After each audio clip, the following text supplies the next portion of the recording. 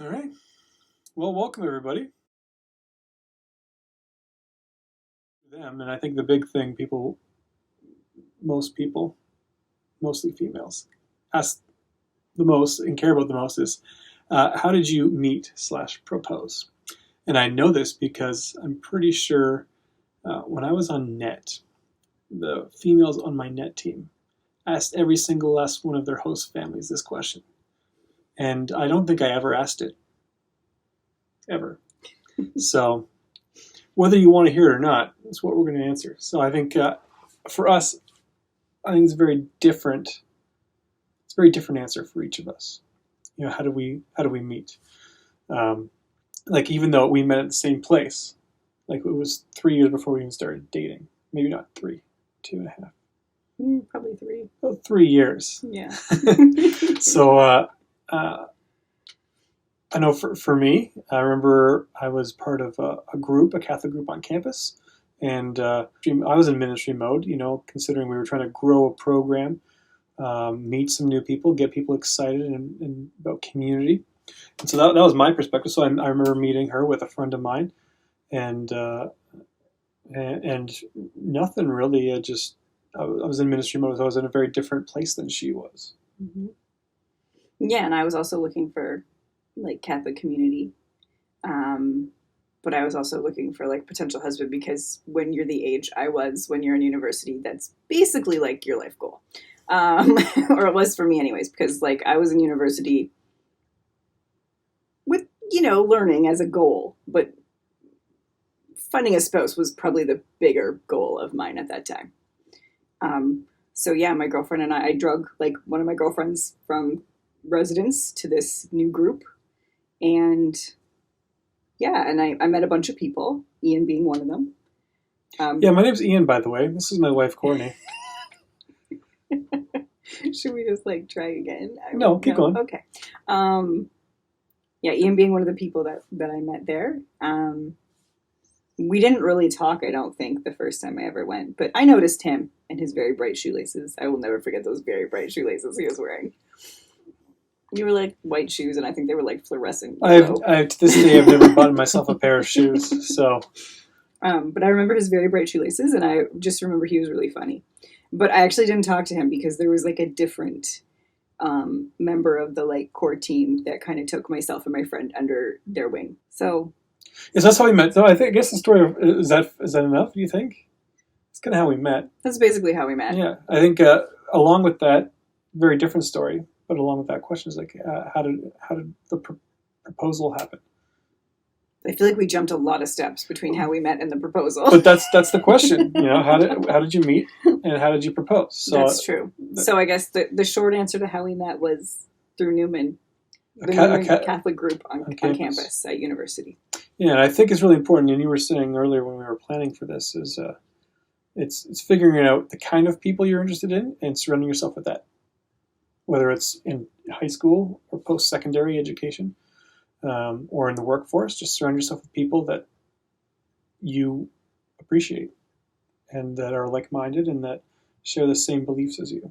Mm-hmm. I think that's in terms of finding a spouse. I think you should also have lots of variety in the people you hang out with, just to make you a better, more well-rounded person. But I think when it comes to your spouse, you want to find somebody who's on the same page. It's important to have that Catholic community. Mm-hmm. Absolutely. Yeah, for sure.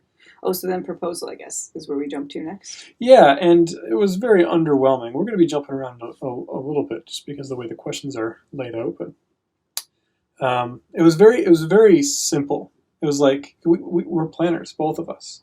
So it wasn't like the movie The Proposal, which happens to be, I think, your favorite movie. It is my favorite movie. Yeah, yes. We don't have that movie poster up behind us. No. So basically, I didn't want to just go out and drop a crap ton of money on a wedding ring and be like, will you marry me? Like in the movies. But that was all I knew because I watch a lot of movies. So I was just like, hey, I think we decided when we were dating, like, we'll give it till a certain time. And then we gave ourselves a deadline. We definitely did. Yeah, we were dating. And then I was like, I'm into this. Are you into this? You said, yeah. Okay, well, let's do it. But then you were like, we went and looked at wedding rings together. We did. And I definitely pointed out at that point in time that was not a proposal. Yeah, because again, you have seen The Proposal and it is your favorite movie, so it wasn't good enough for you. And so that was fine. I agreed. So I think we ended up getting your grandmother's old Yeah. wedding, old ring, and Yep. clean that all up, and You got then it resized. oh, yes, that's right. I did that. Mm-hmm. I did something. Yep. And then from there, it was just my job to surprise propose her at some point. And St. Mary's in London, I think it still has that perpetual adoration chapel. So we just went there, and We went there like before that couple too. Like times. we've been a few times because a big part of us deciding to get married came through discernment and prayer. Mm-hmm. And so we'd spent a few times at least before that kind of in there praying independently but together. Yeah. Mm-hmm. So it wasn't super weird that we were heading there yet again. Yeah, what was super weird was that when I got down on one knee and proposed, she said nothing, grabbed the ring and with a piece of paper and ran away. In my defense, we were in an adoration chapel, and there were other people in there, like, adoring Jesus. One other person. Okay, but it still wouldn't have been appropriate for me to just, like, start burst bawling. out talking or anything. I agree. That's why I wrote you the letter. Yes. He did think ahead, at least, that we were in an adoration chapel, and he probably wouldn't be able to talk. Yeah. Like when we started dating, or even when we went out on our first date before we were officially, what the world might say, dating. I was always just like, oh yeah, let's see where this goes. Because that's like I didn't date ever. I think I dated in grade 6, in grade 8, and I didn't date at all in high school. And then I tried it again once I got into university. And when I went to university when I was as a mature student, so not right out of high school. And so, for me, dating was like, oh, let's see what happens. This is exciting. Oh, let's see what happens. So when I got rejected twice, got dumped twice, it was just like, oh, okay, that's fine. Guess that's not what it was meant to be. So that's where my heart was at going into things. Like, let's see where God takes us. Mm-hmm. So a lot of trust. And then when it lasted longer than all my other previous endeavors, and a lot of prayer, factored into things as well. Because, we didn't want to waste too much time. But, what about you? Yeah, I hadn't dated a whole lot either. I dated a couple times in university, and it had not gone very well. Mainly because I think, the world views dating in a very different light than I was comfortable viewing dating in.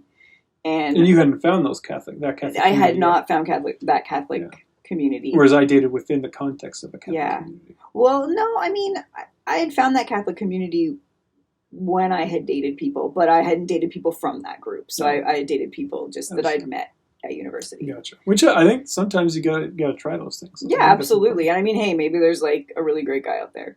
The few that I dated, I was less than impressed with. And I just think, when you're dating and the values that you have, you need to share those with that person. And so if you guys are coming from two like very different angles of what your definition of dating is, it can be problematic. And I think, it comes down to that living in the world, not of the world. And I think just what I was looking for was very different than what those people were looking for. So I didn't have a whole lot of dating experience either. Having said that, I think I was very nervous for our first date. We had talked a little bit before that. I mean, we'd known each other for like 3 years. Well, we'd known each other for a while. So he lived in a house that had a lot of friends of mine living in it as well. And that's what I thought she was always coming over, hanging out with us. I did hang out there a lot. So much so that I thought she liked video games. He did, which is a lie. I don't like video games. Yeah. But anyway, so I kind of tried to come up with some creative ways. Well, actually, that wasn't really our first date that we'd like mutually agreed to. But I had tried like way before that to go on a date with you. He just didn't know it was a date. Oh, that double date thing? That double date thing. That wasn't a double date. That was, that's not what I thought that was. Yeah. So it was a chance to eat pizza. Yeah. So I had tried to go out on a date with him before that, but he was really oblivious. And so that didn't really work out. Yeah. So I think it's important, that to be bold, and to, because like, I don't know, I don't speak for all males because that wouldn't be fair, but like, tell us, just open communication, what's going on. I think that could be really helpful. Sometimes the subtlety doesn't work. Like subtly asking if he would join you while you go out with two other people who are clearly going on a date apparently doesn't mean date to him. So, Well, when you're like, hey, it's really awkward. I'm a third wheel. Would you come with me as well? No one else is available. Sweet pizza. Like that's. In my defense, though, that was like the girl that was going on the date, and I had like concocted that plan together because she knew that I wanted to, like, I don't know, potentially date him. But anyways, it doesn't matter. That was not really our first date. Our first date was way after that. Yeah, and I think I was really excited about where God would lead it, and you couldn't wait to get out of there. I couldn't. He was a terrible first date. Yeah, well... I guess you redeemed yourself slightly after food. She didn't realize that I didn't talk while I ate. I don't talk while I eat. So, which is really weird. And she was just... Mainly because we were on a date.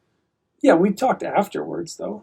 I think before. I think normally people talk during a date. Not while you eat. Maybe not. I don't talk while I eat. That's. But again, that was something I learned about him on our first date. Yeah. We made it past that, so it's all good. Yeah. Answer that? I don't think we answered that at all. Oh.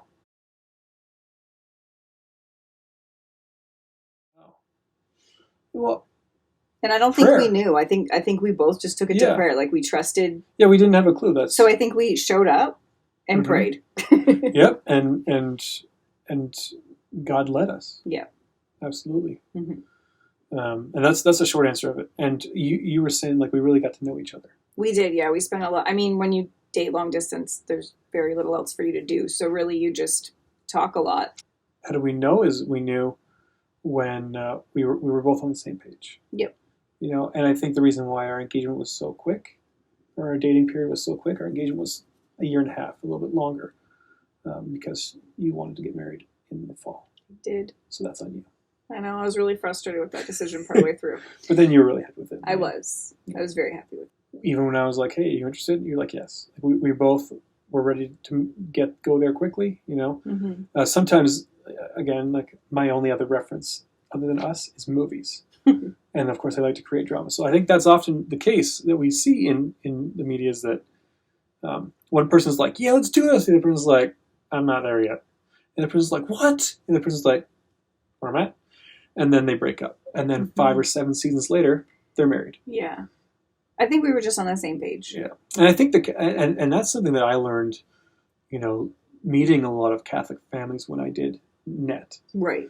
I don't think I would have been there without that. I saw these couples and even some people who were mentoring me who got engaged quickly, and they're like, why are you wasting your time? So that was like, well, I guess that's true.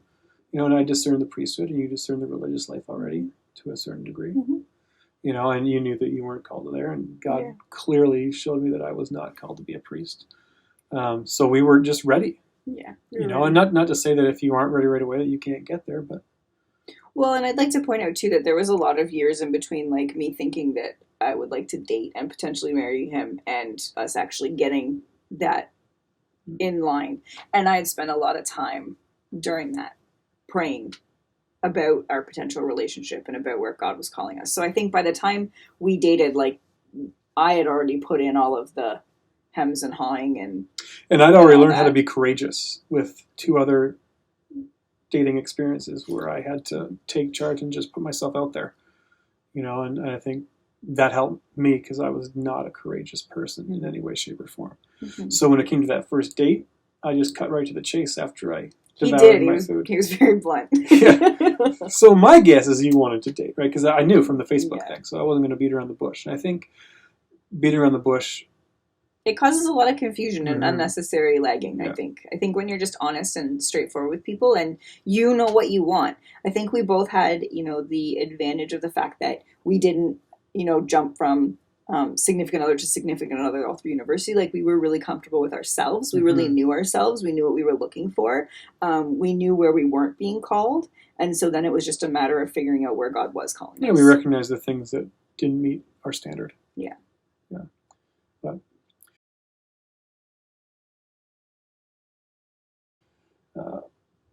I remember you Facebooked me.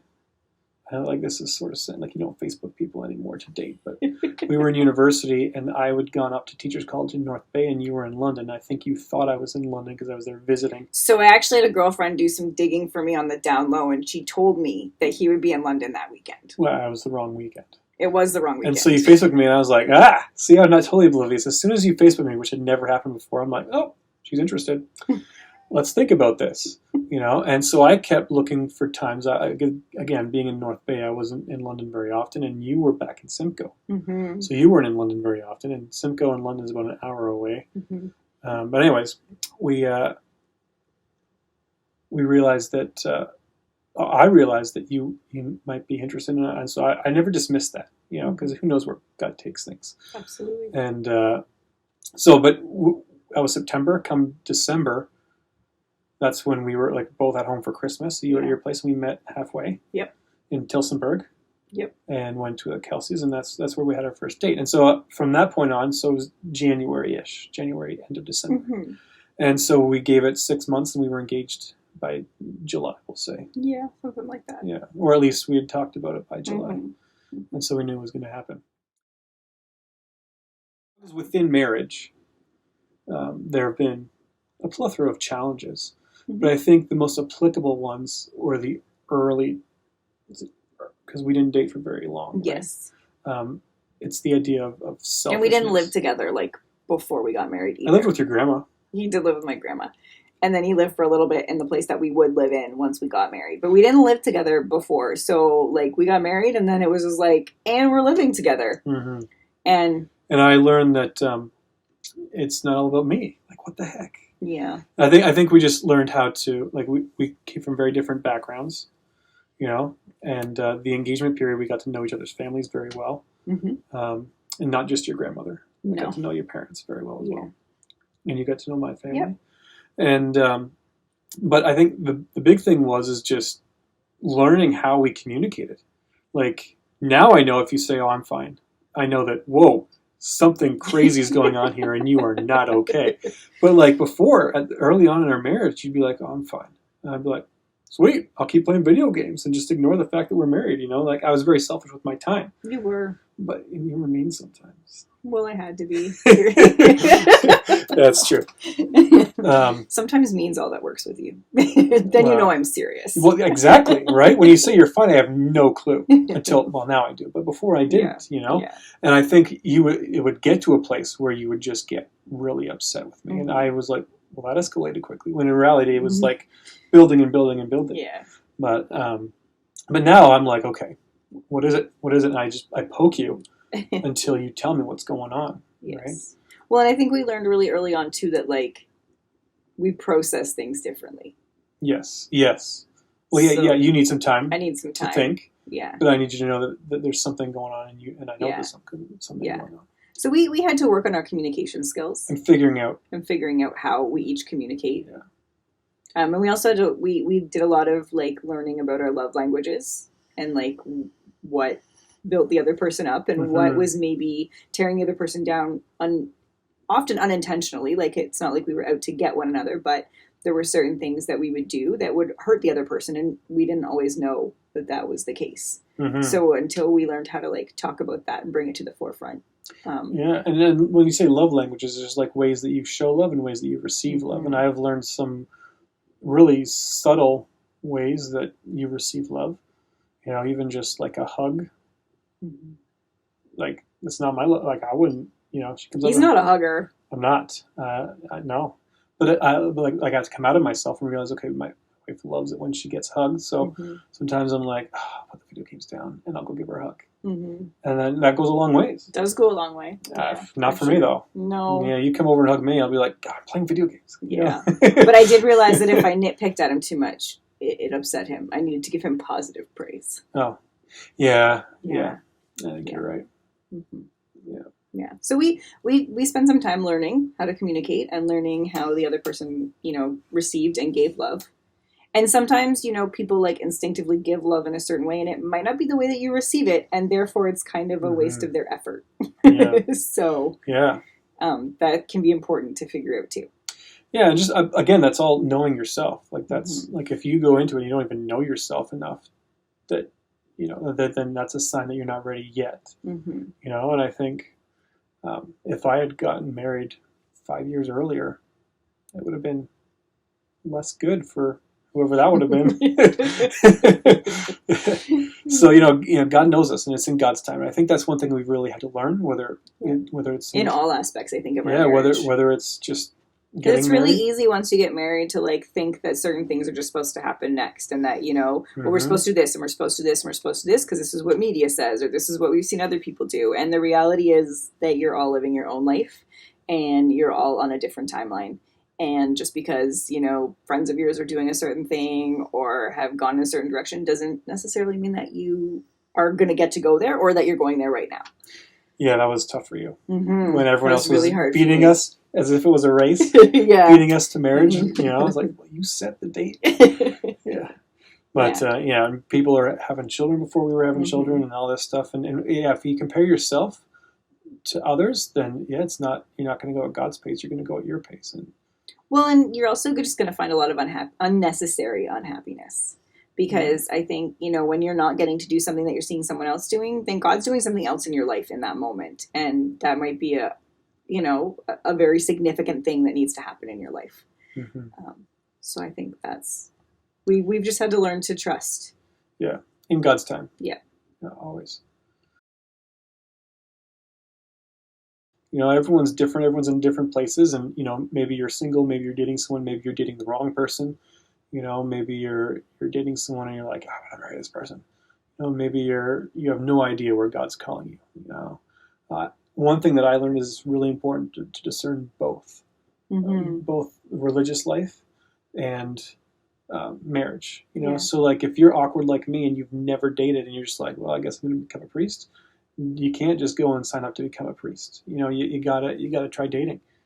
And if most of you are less likely like me and have dated a lot of people, it's really important for you to check out, whether you're called to serve God through the religious life or being single. I think it's really important if you've never experienced being single for a long period of time to really do that.